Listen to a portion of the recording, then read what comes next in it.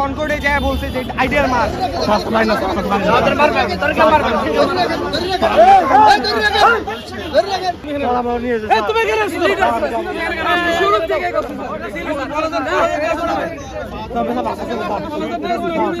ঢাকা কলেজের 10 জন স্টুডেন্ট বাস হাতে নিয়ে নিউ মার্কেট থানার ওসি সহ কনকর্ডে যায় বলছে যে আইডিয়াল মার্ক।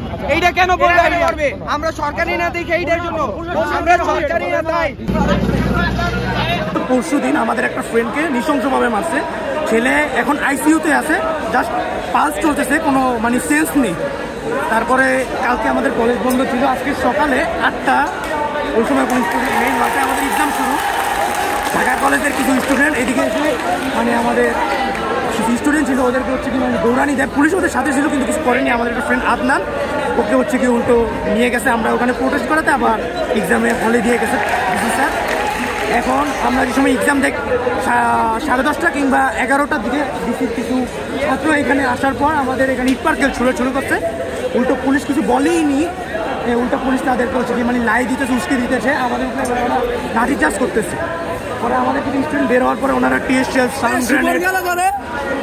সাউন্ড গ্রেনেড এমনকি আমাদের উপরে ওনারা হচ্ছে কি রাবার বুলেট পর্যন্ত চার্জ করছে এবং লাঠি চার্জ করছে। আমরা এই সময় বলছি যে আমরা স্টুডেন্ট সরাই নিচ্ছি, ক্যাম্পাসে নিচ্ছি, আপনারা আপনাদের ফোর্স সরায় নেন। ওনারা নিচ্ছেন। এখন হচ্ছে কি এখন ব্রিফিংয়ে আসছে।